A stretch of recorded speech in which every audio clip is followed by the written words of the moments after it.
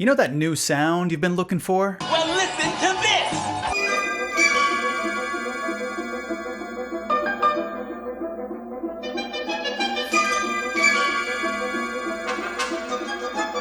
this! This is Keith Horn's Chord of the Week.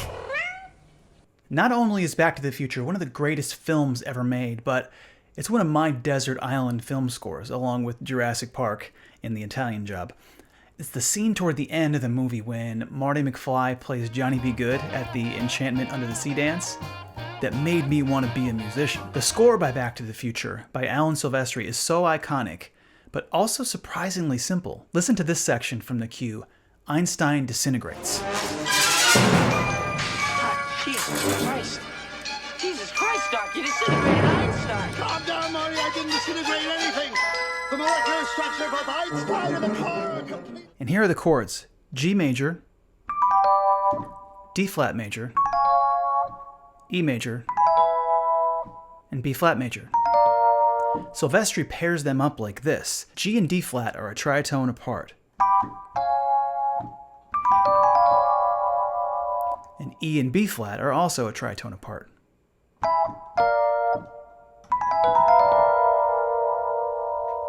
If we layer all four chords on top of each other, like this, G, D flat, E, and B flat,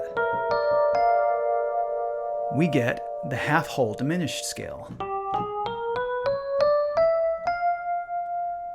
It's a symmetrical scale that's half steps and whole steps alternating. And it creates an 8-note scale called the diminished scale. In this case, it's the half-whole diminished scale because it starts with a half step.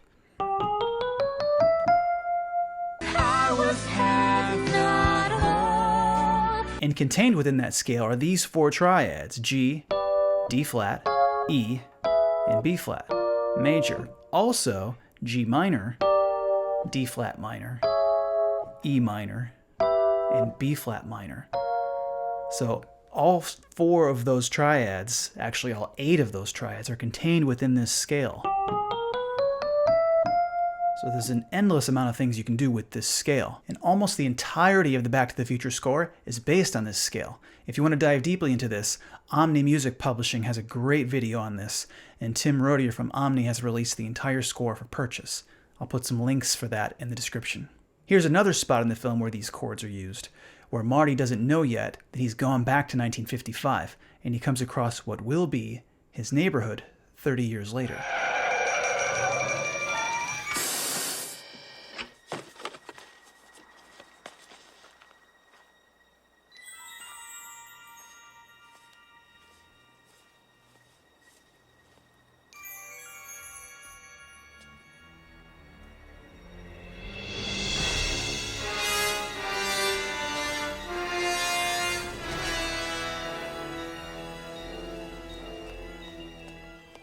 He uses E flat and B flat,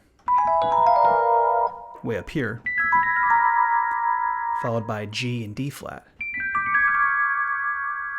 The same 4 chords, and he uses these to support Marty's sense of shock and disorientation because he doesn't know what the heck is going on.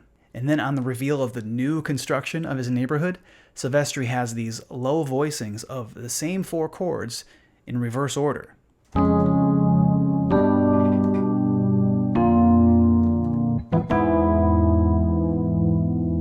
Giving the audience a sense of gravitas and seriousness and mystery that this is not the Hill Valley of 1985. And another example of using these chords is during the scene where Doc Brown realizes he might be able to send Marty back home with a bolt of lightning. This is it. This is the answer. It says here that a bolt of lightning is going to strike the clock tower precisely 10:04 p.m. next Saturday night. If we could somehow harness this lightning, channel it into the flux capacitor, it just might work. Next Saturday night, we're sending you back to the future. Same 4 chords, and you can probably hear that these entire cues are made up of variations on these 4 chords. I also want to point out the similarity to Stravinsky's Petrushka chord.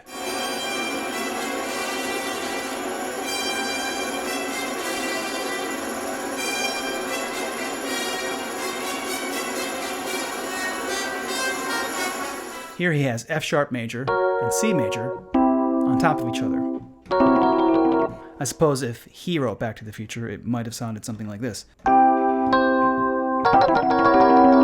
That sounds kind of badass. And also, here's the opening to Mercury from the Planets.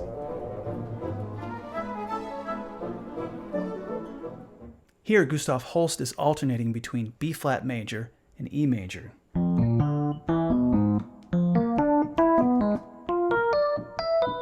Did you rip that off? So let's take the Back to the Future chords through some exercises.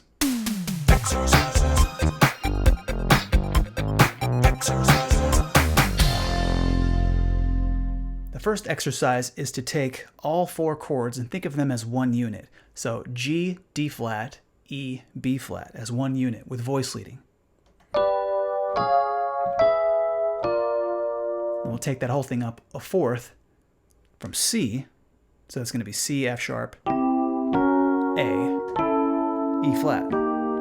And then again, a fourth up to F, F, B, D, A flat.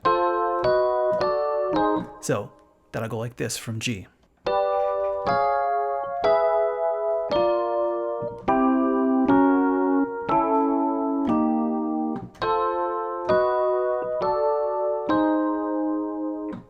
And the second exercise is to arpeggiate from the top down.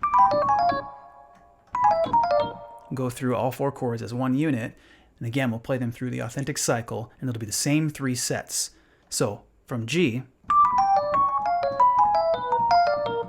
C, and from F. So that's the Back to the Future chord, and taking this approach of using the octatonic scale, you can get tons and tons of mileage and so much usage out of it. So much so that Alan Silvestri basically wrote 45 minutes of music using almost this exclusively. So it's kind of amazing to dig deeply into it. And I highly recommend that you pick up the Omni Music Publishing version of this score. So that's that chord. Have a good time with it. I hope it's not too heavy of a concept. There's that word again, heavy. Thanks for watching, and happy practicing. Yeah. Who this? This beat. Yo, who this? Yo, who this? Who this?